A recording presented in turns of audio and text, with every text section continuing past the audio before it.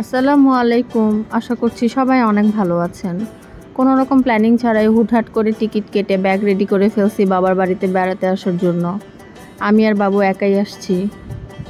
এয়ারপোর্টে আমাদেরকে pick up করার জন্য আব্বু আর আমার ছোট বোন আসছিল। আব্বুকে দেখেই মনে হচ্ছে অনেক চিন্তিত। আসলে সেদিন এত পরিমাণে বৃষ্টি ছিল, আমাদের ফ্লাইট লেট ছিল। ঢাকাতেও সবাই চিন্তা করছিল আসছি না কেন। আব্বু অনেক চিন্তা করছিল। এই যে বাবুকে নিয়ে আমি আসতেছি, ও সারা রাস্তা পুরো ঘুমিয়েই আসছে। ব্যাগগুলো আমাকেই কালেক্ট করতে হবে। এখানে ভিতরে কাউকে আসতে দেয় না। এই জন্য আমি বাবুকে আব্বুর হাতে দিয়ে দিই। বাবু অপরিচিত কারো কাছে যেতে চায় না। ভিডিও কলে আব্বু আম্মুকে দেখলেও ও আসলে মনে রাখতে পারে না, কিন্তু আব্বুর কাছে ও সহজেই চলে গেছে, একটুও কান্না করে নাই। আব্বুর সাথে ভালো খাতির হয়ে গেছে।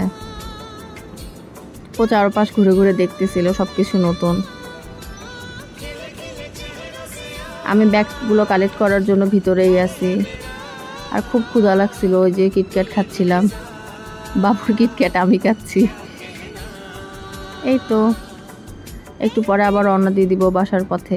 সবাই ভালো থাকবেন। আল্লাহ হাফেজ।